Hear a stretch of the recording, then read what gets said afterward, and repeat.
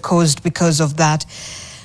Now, CCTV footage from Eagle petrol station has cast fresh doubt on the circumstances surrounding the horrific death of former cabinet minister and Lugari MP Cyrus Jirongo.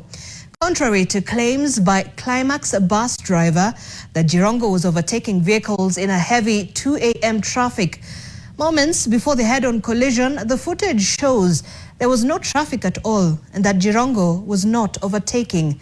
Meanwhile, detectives from the DCI who had pointed to Park Place Hotel as the last location Jirongo visited that night are facing new contradictions. The hotel's management, together with former Vihiga Senator George Kaniri, insist the late politician never set foot at the premises that evening. As NTV's Duncan Khaemba reports, the evidence suggests the Climax bus driver may have lied about the accident. From Wednesday evening, when NTV obtained CCTV footage showing how former cabinet minister and former Lugari member of parliament Cyrus Jirongo met his death, NTV has been attempting to join the dots. From here at Oasis in Karen, what happened in between up to the moment he was involved in that fatal crash? The controversial demise of politician come businessman Cyrus Jirongo has now presented fresh twists, with the Climax bus driver Tyrus Kamau Githinji expected to return to Naivasha traffic base tomorrow, Monday, December 22nd, for further police action. Few hours after the 2:19 a.m. horrific head-on collision, this is what Githinji eloquently stated. Wakati aliona upande yake ya kupanda Nairobi magari imeshikana, alifanya hesabu overtake hizo gari, na mimi nani nikamuona nikiwa mbali. Githinji's testimony contradicts footage captured by CCTV cameras obtained from Eagle petrol station. The footage shows how the late Jirongo drove in at 2:18 a.m. and 44 seconds from Nairobi direction and did not drive to the petrol station's filling pumps.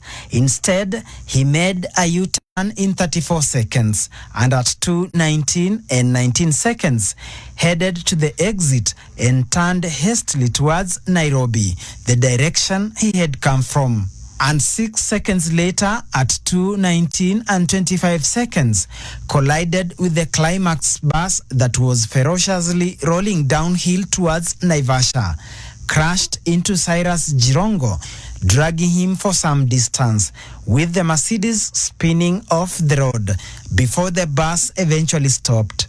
The road remained clear before another vehicle driving towards Nairobi arrived at the scene 1 minute later, slowed down but did not stop. From the CCTV footage, no passenger disembarked to even check on the incident that could have ended their lives, given that the stretch is a black spot. The driver said he was carrying 67 persons that until today, and despite the many questions, none has come out to talk about the incident and their narrow escape. More intriguing is this white Probox vehicle that also drove into Eagle petrol station 29 seconds after Jirongo drove in, raising questions on the coincidence of the two driving from the same direction and entering the filling station at the same time in the wee hours. Immediately the Probox entered, Jirongo exited the station 6 seconds later, zooming back to Nairobi before he crashed, implying he could have entered the petrol station to shake off the Probox that could have been trailing him for a while, possibly from Nairobi. According to security expert George Msamali, it was not a coincidence.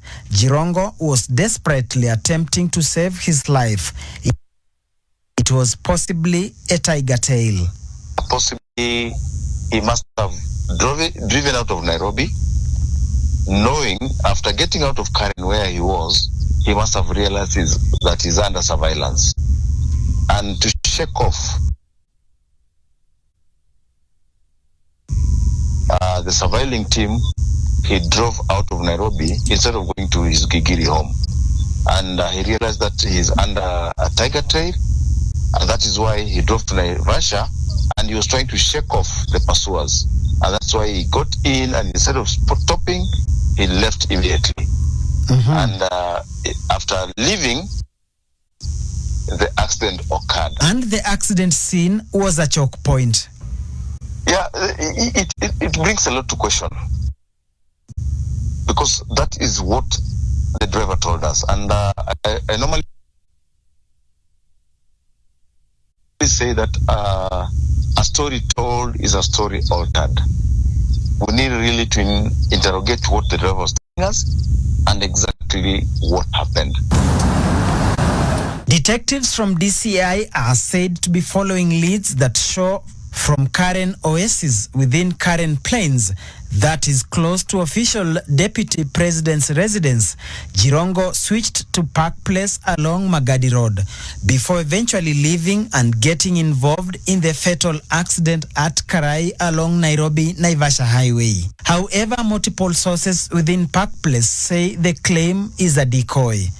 Speaking to NTV, former Vihiga Senator George Haniri has confirmed that whereas they had been waiting for Jirongo to join them for their monthly Park Place goat eating session, which was Haniri's turn to host, the late politician was a no-show despite numerous phone calls. It was until 8:30 p.m. when Haniri and the rest ended the goat eating, and he drove to Karen Oasis, where Jirongo was seated in a meeting with the National Assembly Speaker Moses Wetangula and the restaurant owner Rebman Malala. Haniri, who had driven in with his wife, did not alight from his vehicle, made a U-turn and left for a different joint. Also, as per this NTSA motor vehicle copy of records, vehicle number KCZ 350C is registered under Smart Cars Limited and not Cyrus Jirongo. Duncan Haemba, NTV. Well, leaders